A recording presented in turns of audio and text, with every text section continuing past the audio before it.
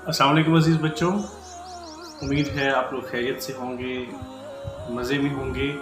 और अपनी second year की उर्दू को भी वक्त ज़रूर दे रहे होंगे। आज एक और लेक्चर के साथ, नात के दूसरे लेक्चर के साथ मैं राशिद सईदी आपसे मुखातिब हूँ। गुज़िश्ता लेक्चर में हमने साल दोम की नात के कुछ उसका आगाज़ किया था, तारुफ़ पढ़ा था और 2 अशार की तशरीह की थी। उसके बाद हम आगे आज चंद अशार पढ़ेंगे, कोशिश करेंगे कि ये आज आपकी नात मुकम्मल हो जाए। तो जो गुज़िश्ता दिन हमने जो लेक्चर 2 अशार पढ़े थे वो अगर देखें उन्हें तो खुश खिसालो, खुश ख्यालो, खुश खबर, खैरुल बशर,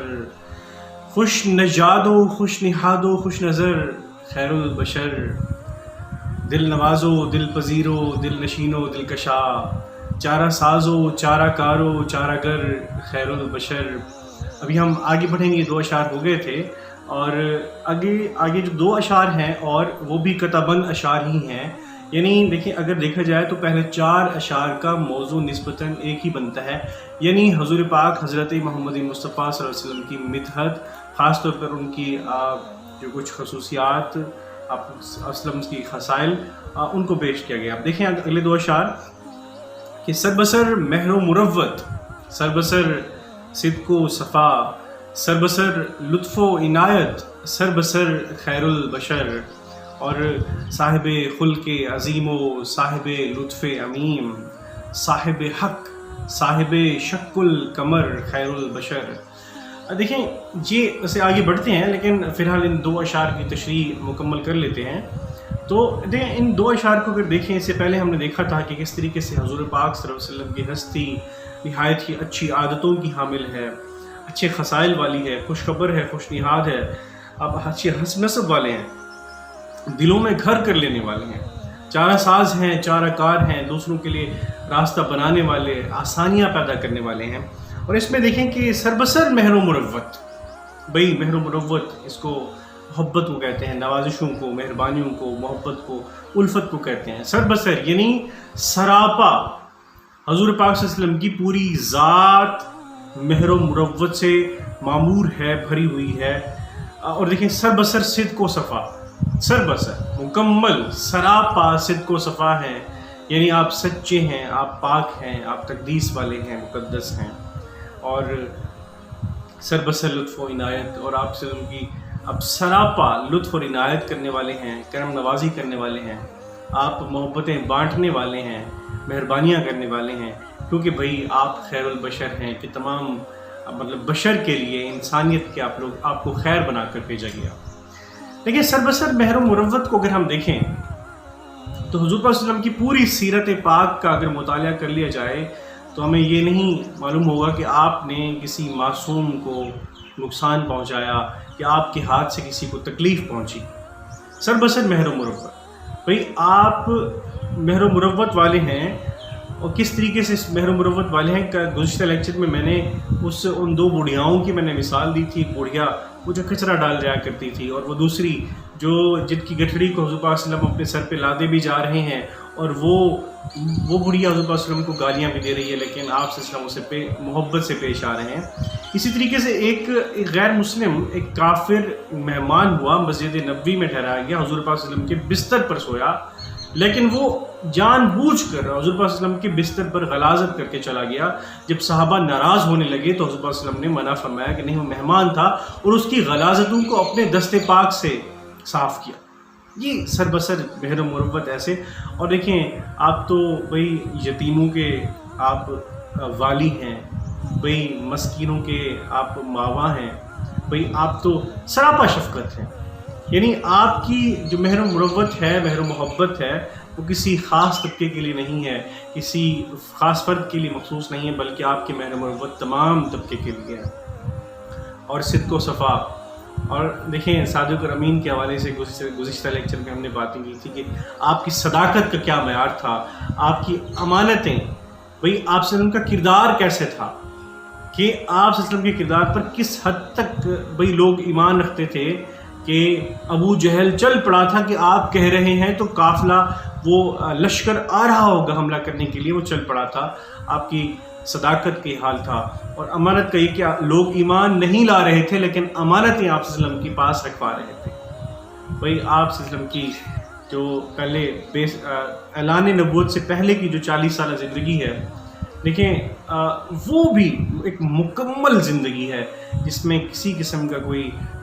شائبہ نہیں ہے، کسی کو شک و شبہ نہیں ہے. ایک خالص پاک مصفہ زندگی اللہ تعالیٰ کے حکم سے آپ نے گزاری. اور دیکھیں سربسر لطف و عنایت کہ آپ صلی اللہ علیہ وسلم کا لطف و عنایت کسی خاص فرد تک، کسی خاص طبقے تک محدود نہیں تھا. دیکھیں آپ کی بعثت تو عرب میں ہوئی تھی، کیا پھر کرم نوازی آپ کی عرب تک رہے گی یا عجم تک بھی آئے گی؟ وہی آپ دیکھیں 1400 سال پہلے سے لے کر اب تک اور آگے جب تک قیامت نہیں آتی تو آپ صلی اللہ علیہ وسلم کو جو لطف ہے وہ سب کے لیے عام ہے. ہر کسی کو کرم نوازی پہنچتی رہے گی، چاہے وہ عربی ہے یا اجمی ہے، گورا ہے یا کالا ہے، چاہے اس کا کس نسل سے تعلق ہے. تو ان نسلوں کے فرق سے ماورا ہو کر حضور پاک صلی اللہ علیہ وسلم کی ذات کی جو مہر و مروت ہے، عنایت ہے، پہنچتی رہے گی. اب دیکھیں کہ صاحب خلق عظیم، بھئی آپ صلی اللہ علیہ وسلم کے اخلاق سے یہ بڑا اخلاق کس کا ہو سکتا ہے کہ حضرت عائشہ فرماتی ہیں کہ آپ صلی اللہ علیہ وسلم کا اخلاق قرآن ہے، قرآن ہے آپ کا اخلاق. اور صاحب خلق عظیم اور صاحب لطف امین جیسے سربسر لطف و عنایت کی بات کی تو بھئی آپ کا عام ہے، کسی خاص شخص کے لیے ایسا نہیں ہے کہ کوئی خاص اس سے نوازا جائے، کوئی خاص کچھ نہیں. جیسے وہ تھا کہ لطف خدائے پاک کی تصویر کھنچ گئی، لطف خدائے پاک کی تصویر کھنچ گئی، پھرنے لگے جب آنکھوں میں احسان مصطفیٰ، پھرنے لگے جب آنکھوں میں احسان مصطفیٰ. تو بھئی صاحب حق، لیکن صاحب خلق عظیم اور صاحب لطف امین کہ بھئی آپ تو لطف امین کہ عام لطف والے ہر کسی تک آپ کا کرم پہنچتا ہے کہ وہ نبیوں میں رحمت لقب پانے والا، مرادیں غریبوں کی بر لانے والا، وہ نبیوں میں رحمت لقب پانے والا، مرادیں غریبوں کی بر لانے والا. تو آپ صلی اللہ علیہ وسلم کی ہستی جو صرف امیروں کے لیے نہیں، غریبوں کے لیے عشق کا سامان تھی، مغفرت کا سامان تھی، محبت کی آماجگاہ تھی. تو آپ کیا تھے؟ صاحب حق. دوسرے مصرے کے چلتے ہیں کہ صاحب حق، صاحب شک القمر، خیر البشر. اچھا اب یہ اس کو دیکھتے ہیں، یہ جو دوسرا مصرع ہے دل کر رہا ہے کہ آج اس کی کوئی اور طرح سے اس کی تشریح و تعبیر کی جائے، کوشش کرتے ہیں محدود بھی ہم رہیں کہ صاحب حق. بھئی سیدھی سی اس کا ترجمہ کریں تو اس کا تعبیر کریں تو جو حق پر تھے آپ صلی اللہ علیہ وسلم پر تھے. اور آگے جو ہے صاحب شک القمر کہ جن کا معجزہ تھا چاند کو 2 ٹکڑے کرنا، تو خیر البشر. اب دیکھیں اس کو ہم تعبیر کر لیتے ہیں نا، بلکہ پہلے آپ دیکھ لیں کہ صاحب شک القمر کہ حضور پاک صلی اللہ علیہ وسلم کا معجزہ کہ آپ نے جب بھئی وہ لگنے ہوئے، الزام لگنا شروع ہوئے کہ بھئی یہ تو جادوگر ہیں، نعوذ باللہ ان کو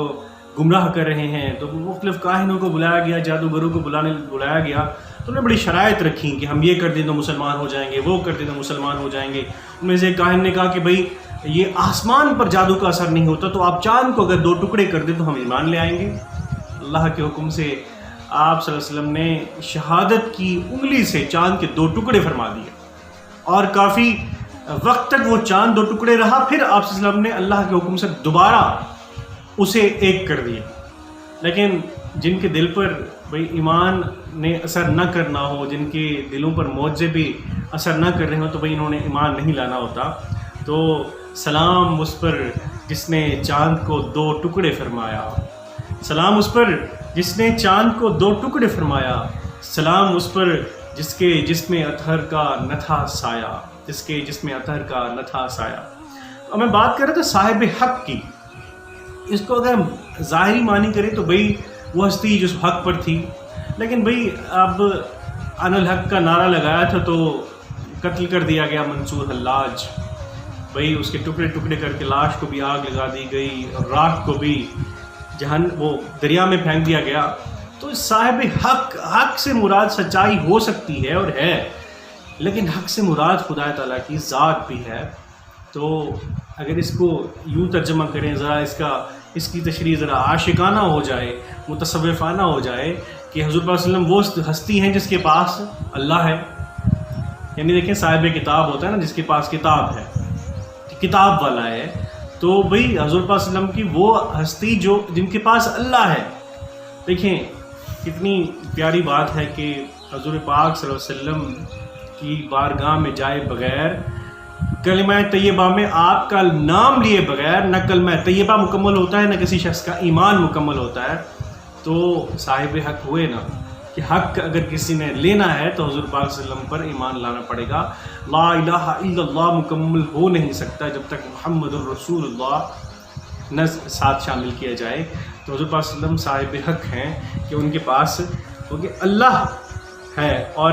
اللہ تک حصول کس طرح ممکن ہوگا حضور پاک صلی اللہ علیہ وسلم سے محبت کر کے، بلکہ ہمارا ایمان بھی حضور پاک صلی اللہ علیہ وسلم اور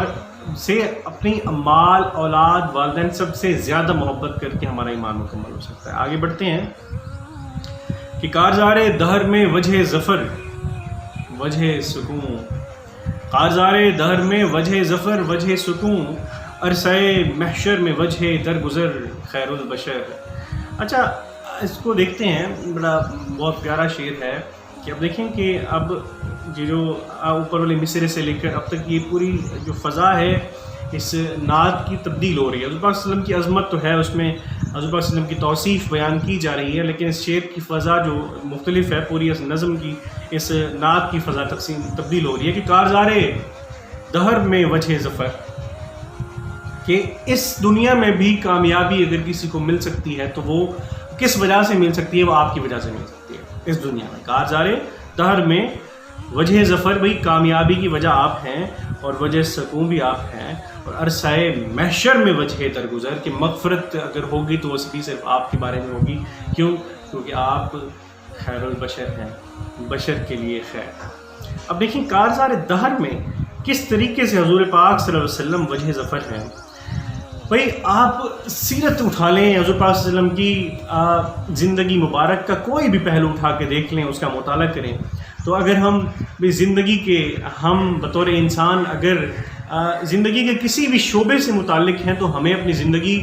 گزارنے کے لیے رہنمائی حضور پاک صلی اللہ علیہ وسلم کی ذات اقدس سے مل جائے. چاہے ہم استاد ہیں، چاہے شاگرد ہیں، بھئی کوئی اگر کاریگر ہے، کوئی محنت سے کمانے والا ہے، کوئی بھئی حاکم ہے، کوئی محکوم ہے، کوئی کسی بھی طبقے سے متعلق ہے، تو اس کو حضور پاک صلی اللہ علیہ وسلم کی ذات اقدس سے، آپ صلی اللہ علیہ وسلم کی سیرت طیبہ سے رہنمائی مل جائے. تو اگر ہم سیرت کے مطابق، سنت کے مطابق زندگی گزاریں گے تو کیا پھر کامیاب نہ ہوں گے؟ کیا حضور پاک صلی اللہ علیہ وسلم کی سیرت کے مطابق زندگی گزارنے سے کیا ہمیں کامیابی نہیں ملے گی؟ اور اگر کامیابی مل سکتی ہے تو پھر سکون کیوں نہیں مل سکتا؟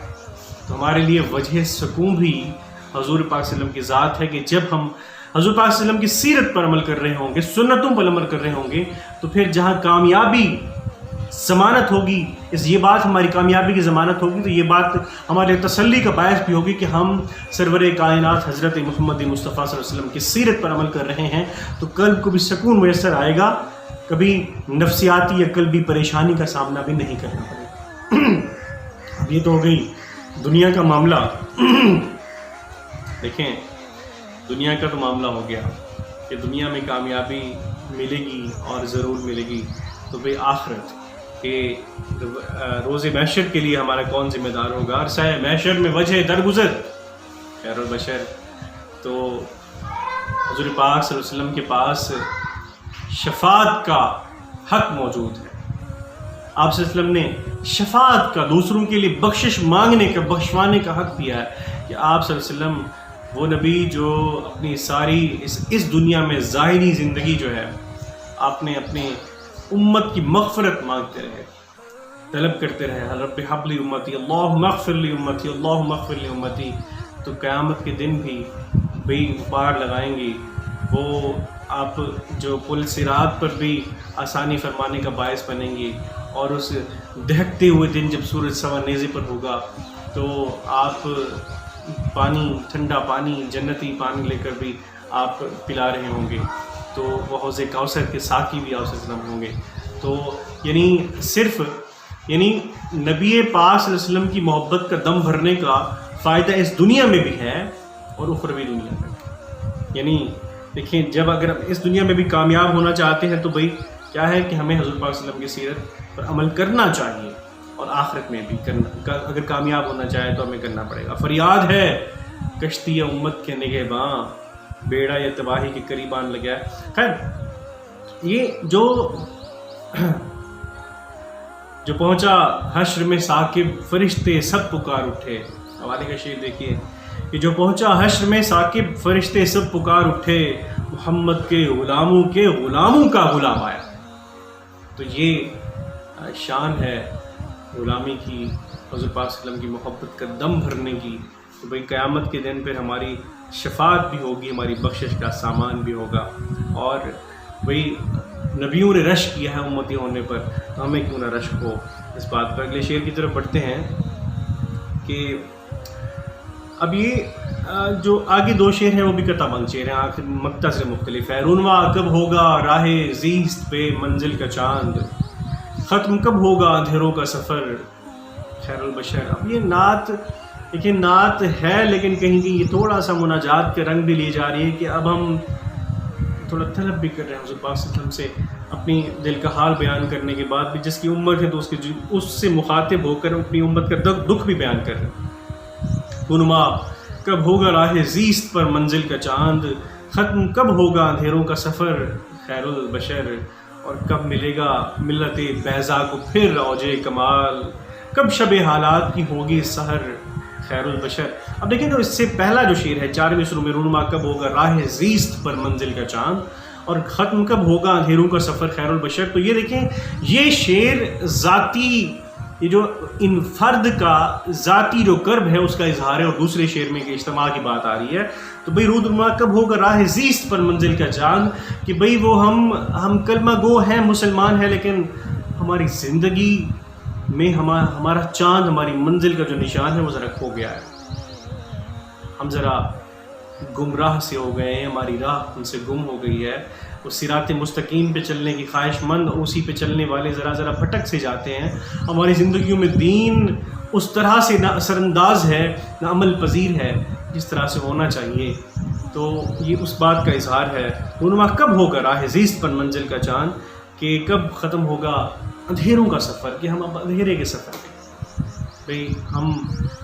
کبھی کبھی گمراہی کی طرف ہم چلے جاتے ہیں، ہم منزل کھو بیٹھتے ہیں، ہمیں منزل کی طرف چلنا چاہیے، اور منزل ہماری کیا ہے؟ وہ راستہ جو حضور پاک صلی اللہ علیہ وسلم متعین فرما دیا، وہی راستہ ہی ہماری منزل ہے۔ اور ہم تو وہ ہیں کہ جن کی منزل بھی ہمارے سامنے ہے، سب کچھ ہماری زندگی میں ہمارے جس طرح ہمیں قدم اٹھانے چاہیے وہ راستہ بھی ہمیں بتا دیا گیا، اور کس نقش قدم پر چلنے کے بعد ہم قیامت کے دن جا کے سرخرو ہو پائیں گے اور اخروی زندگی کو کامیاب کر پائیں گے، وہ بھی راستہ ہمارے پاس ہے، یعنی سیرت طیبہ۔ تو اگر ہم اس سے دور ہو چکے ہیں، اگر ہم بھئی اللہ تعالیٰ کی حضور پاک صلی اللہ علیہ وسلم کے ذریعے نازل کی گئی وہ تحفہ، وہ کتاب یعنی قرآن کریم سے دور ہو گئے ہیں، ہم بھئی ان کے معنی تک رسائی کی کوشش نہیں کر رہے ہیں، بھئی کالے لفظوں تک محدود ہیں اور اسی کو ہی تمام ثواب اور تمام ہدایتوں کا منبع سمجھ بیٹھے ہیں، تو بھئی ہمیں آگے بڑھنا چاہیے، ہم اپنی منزل کی طرف گامزن ہونا چاہیے۔ تو اسی بات کی ہے کہ اب وہ دیکھیں یہ فریاد ہو رہی ہے، فریاد ہے کشتی امت کے نگہبان، بیڑا یہ تباہی کے قریب آن لگا ہے۔ تو فرد اپنی بخشش کا، اپنی کامیابی کا سامان کر رہا ہے، اور افراد ہی تو مل کر بھی قوم کو بناتے ہیں۔ ہر فرد ہے ملت کے مقدر کا ستارہ، وہ جیسے علامہ اقبال نے فرمایا تھا کہ افراد کے ہاتھوں میں اقوام کی تقدیر، ہر فرد ہے ملت کے مقدر کا ستارہ۔ تو اگر افراد گمراہ ہو چکے ہوں گے تو بھی امت کا بھی یہی حال ہوگا۔ تو بڑی وہ ایک معروف سا رسول کا تھا کہ اے خاصائے خاصان رسول وقت دعائے، یعنی جب ہم یہ پڑھ رہے ہیں، ہمارا یہ دوسرا جو شعر ہے یہ کہ کب ملے گا ملت بیضا کو پھر اوج کمال، یعنی بھئی وہ ملت، وہ امت جو کبھی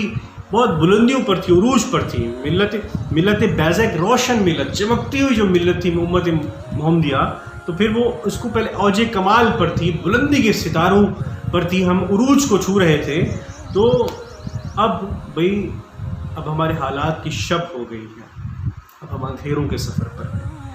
اب روشنی ہمارا مقدر نہیں رہی ہے، تو کب شب حالات کی ہوگی سحر خیر البشر، کہ اے بشر کی طرف خیر کرنے والے، اے خیر البشر، اے ہمارے رسول، تو کب ہمارے حالات بدلیں گے؟ تو اس کے حوالے سے وہ قطع بھی آپ سماعت فرما لیجئے کہ اے خاصان رسول، وقت دعا ہے، امت پہ تیری آ کے عجب وقت پڑا ہے، جو دین بڑی شان سے نکلا تھا وطن سے، آج پردیس میں وہ غریب الغربا ہے۔ یہ کیفیت ہے کہ آج دیکھیں تو آج دنیا کے نقشے پر نظر دوڑا کے دیکھیں تو مسلمان جہاں جہاں ہیں، اگر وہ اپنے مسلمان ممالک میں ہیں تو بھئی وہ اپنی طرف سے تباہی کا نوحہ وہ بنے ہوئے ہیں، وہ صورتحال ہے کہ وہ زوال کی گہرائیوں کو چھو رہے ہیں، اور جہاں پر اقلیت میں ہے تو بھئی طرح طرح کے ان پر ظلم ہو رہے ہیں۔ آپ کشمیری مسلمانوں کو دیکھ لیں، فلسطینی مسلمانوں کو دیکھ لیں، ہندوستان کے مسلمانوں کو دیکھیں، دوسری جگہ پر دیکھ لیں تو یہی صورتحال ہے ہر جگہ پر۔ تو ایسی صورتحال کی وجہ تو پتہ ہے نا کہ ہم نے بھئی وہ جو حضور پاک صلی اللہ علیہ وسلم نے فرما دیا کہ بھئی امت تو جسد واحد کی مانند ہے، جس کے ایک حصے پر اگر درد ہوگا تو پورا جسم جھنجھنا جائے گا، تکلیف محسوس کرے گا، تو ہم نہیں کر رہے۔ وجہ تو ہمارے سامنے ہے کہ ہم اتحاد کھو چکے ہیں، اعتماد کھو چکے ہیں، اور وہ جو رسی تھی، توحید کی رسی تھی، اکائی کی رسی تھی، جوڑے رکھنے کی رسی تھی، ہمارے ہاتھ سے چھوٹ گئی ہے۔ تو فریاد تو پھر امت کے نگہباں کو ہی کی جائے گی نا کہ اے خاصان رسول، وقت دعا ہے۔ یعنی اب ہمارے پھر ہمیں حضور صلی اللہ علیہ وسلم کی محبت ہمارے دلوں میں جاگی، اور پھر جاگے ہم کامیاب ہوں گے، سرخرو تب ہوں گے۔ اب آخری شعر اس نظم یعنی اس نعت کے آخری شعر کی طرف پڑھیں، جو کہ اس میں دیکھیں ایک طرح سے یہ مقطع بھی ہے، اس میں شاعر کا تخلص بھی آ گیا ہے، اور شاعر کی قلبی جذبات بھی یہاں پہ آ گئے ہیں کہ در پہ پہنچے کس طرح وہ بے نوا بے بالوں پر، در پہ پہنچے کس طرح وہ بے نوا بے بالوں پر، ایک نظر طائب کے حال زار پر خیر البشر۔ اب دیکھیں کوئی بھی جو مسلمان ہے اور خاص طور پر عشق رسول کا دعویٰ رکھتا ہے تو کیوں نہ اس کے دل میں یہ خواہش جاگوزی ہوگی کہ وہ کسی دن وہ اس ہستی کے درگاہ اور دربار پر جس کے نام کا وہ کلمہ پڑھتا ہے، عشق کا دعویٰ کرتا ہے، وہ جا کے وہاں یعنی روضہ رسول پر جا کر حاضری دے، وہاں بھی نمازیں، وہاں پہ مسجد نبوی میں جا کے نمازیں پڑھے، حضور پاک صلی اللہ علیہ وسلم کے سامنے جا کے، ان کی جالی کے سامنے جا کے بھئی اپنے دل کے دکھ سنائے، درد سنائے، اور جا کے وہیں پہ اپنے وہ جو عشق کے، اپنی ندامت کے آنسو ہیں، اظہار محبت کے جو آنسو ہیں وہاں پہ جا کے بہائے، تو بھئی کیا چیز آڑے آتی ہے۔ تو آصف حفیظ صاحب وہاں پہ اس چیز کا کہ جب ایک خواہش ہے در پہ پہنچے کس طرح، بھئی میں کس طرح آپ کے در پہ پہنچوں کہ بھئی وہ بے نوا در پہ پہنچے کس طرح، وہ بے نوا جس کی آواز ہی کوئی نہیں سن رہا، وہ بے نوا بے بالوں پر جس کے نہ پر ہے نہ بال ہے، یعنی کہ وہ قوت نہیں ہے، بے بس ہے، بے آواز ہے، بے بس ہے، جس کے پاس قوت نہیں ہے، جس کے پاس ساز و سامان نہیں ہے، جس کے پاس وہ وہاں پہ پہنچنے کے ذرائع نہیں ہیں، تو کس طرح پہنچے؟ تو وہ اس طرح پہنچ سکتا ہے کہ جب اس پہ حضور پاک صلی اللہ علیہ وسلم کی نظر کرم ہوگی، کہ در پہ ایک نظر طائب کے حال زار پر جو ہماری بری حالت ہے اس پر نظر کرم حضور پاک صلی اللہ علیہ وسلم فرمائیے کہ جب سے آپ صلی اللہ علیہ وسلم کی طرف سے بھئی وہ حاضری کا جو حکم نامہ ہے وہ سائن ہو جائے گا، اجازت نامہ مل جائے گا کہ یہ بندہ آ سکتا ہے میری درگاہ میں، میری دربار میں، تو بھئی کوئی طاقت پھر پہنچنے سے روک نہیں سکتی، پھر ہر عاشق وہاں پہنچے گا اور وہ اپنے عشق کے حضور، اپنے حضور کے عشق میں ان کی بارگاہ میں وہ حاضری دے سکتا ہے اور کوئی اپنے من کی مرادیں پا سکتا ہے۔ تو دیکھیں کسی بھی شخص کی خواہش کو، دلی خواہش کو حفیظ صاحب نے بڑے خوبصورت انداز میں بھئی اپنی نعت کا اس کا مطلب نعت میں اس کو موضوع بنایا۔ دیکھیں نعت قلب اظہار ہوتا ہے، مطلب کہ محبت کا اظہار ہوتا ہے۔ حفیظ صاحب نے ایسے ہی کیا کہ وہ تو نعت کو اپنی بخشش کا سامان بھی سمجھتے ہیں، کہ وہ کہتے ہیں کہ کیا ہے نعت میں دیوان طائب، کیا ہے نعت میں دیوان طائب، میری بخشش کا سامان ہو گیا ہے۔ تو وہ تو سمجھتے میری بخشش کا سامان بھی یہی ہے، اور دیکھیں اور ایمان کی تکمیل بھی یہی ہے کہ محمد کی محبت ہی دین حق کی شرط اول ہے۔ پہلے بھی میں چیز عرض کر چکا ہوں کہ محمد کی محبت ہی دین حق کی شرط اول ہے، اسی میں ہو اگر خامی تو سب کچھ نامکمل، اسی میں ہو اگر خامی تو سب کچھ نامکمل ہے۔ تو ایمان کی تکمیل کا راستہ بھی حفیظ صاحب نے بتا دیا، محبت کے اظہار کا کرینہ بھی بتا دیا، اور بھئی بخشش کی سامان اور اس پوری امت کوئی خاص جگت پر چلانے کی ترکیب بھی بتا دی کہ رجوع ہمیں حضور پاک صلی اللہ علیہ وسلم کی ذات کی طرف ہی کرنا پڑے گا. تو آج یہ نظم، اس کی چند اشعار کی تشریح ہم نے کوشش کی، نظم مکمل ہو گئی. تو اس کی ہم نے ملاحظہ ہم نے اس کی ہم نے تشریح کی. اس کے حوالے سے وہ سوال جواب بھی ہم کریں گے. اور فی الحال کے لیے یہی کچھ. اس کے حوالے سے مزید کوئی بات یا کوئی سوال آپ کے ذہن میں آتے ہیں تو آپ اسی یوٹیوب چینل پر بھی اور آپ جو واٹس ایپ گروپ ہے اس میں بھی پوچھ سکتے ہیں. سوالات کے جواب بھی ملیں گے اور اس کے حوالے سے مزید بھی جو چیزیں کھولیں گی وہ بھی پیش کر دی جائیں گی انشاءاللہ. اگلے لیکچر میں ایک اور سبق کے ساتھ، ایک اور لیکچر کے ساتھ میں دوبارہ یعنی راشد سعیدی دوبارہ آپ سے مخاطب ہوں گا. اس وقت کے لیے خدا حافظ اور سلامت.